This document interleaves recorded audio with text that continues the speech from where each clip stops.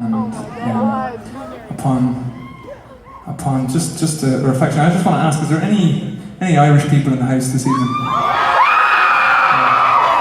Any Irish Americans in the house this evening? So I'm just going to give you the backstory of this song.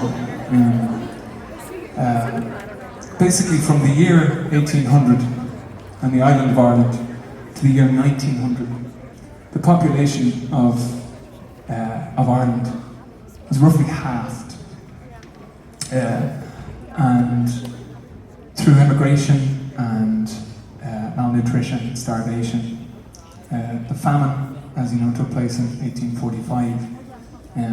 The song I'm about to sing you is about the destruction of language, really, and the destruction of indigenous language.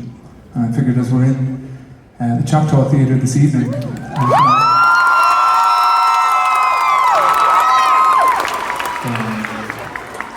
I just wanted to reflect upon one particular staggeringly generous gesture that was offered by the Choctaw people no less than 10 years after the Trail of Tears began, 1831.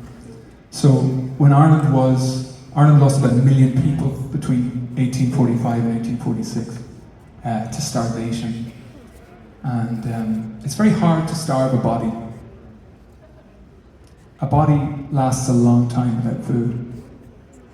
And about 1 million people at that time died in Ireland due to starvation. And in that time, a huge amount of food, lamb, pork, butter, cream, was exported from Ireland while it was under occupation at the time.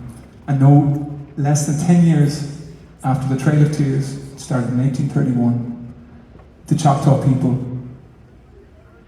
got together and generated an incredibly generous donation, which would have saved the lives of many, many thousands of Irish people at that time. And as you know, that Trail of Tears was an enormous, it was an atrocity. As I understand it, the Choctaw people lost about 50% of their population during that time.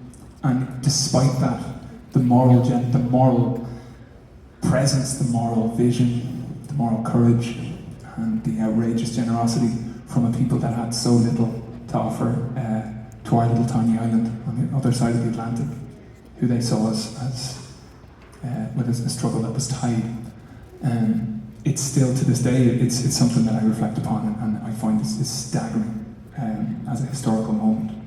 And there is monuments in the west of Ireland to the Choctaw people. If you're ever there, I encourage you to go see them. But,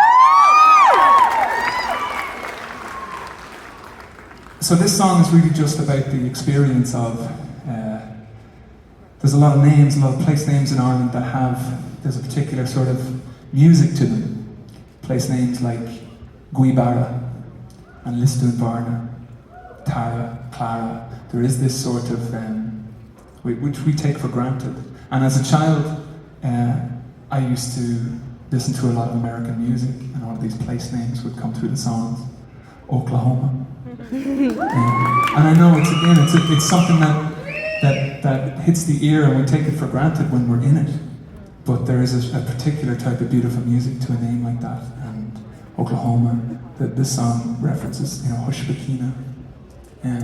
And I just kind of wrote this reflecting upon how lucky we are in Ireland that we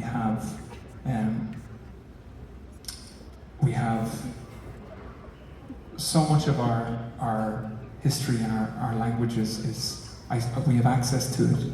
And there's indigenous peoples around the world whose languages faced very, very similar colonial ethnic and cultural cleansing that Ireland faced. And I just wanted to recognise this in the song and try to recognise, on one hand, the difficulty of that, but then also everywhere I go, travelling that world and remembering such generosity and such goodness in people. And it's a song called Butchered Tongue.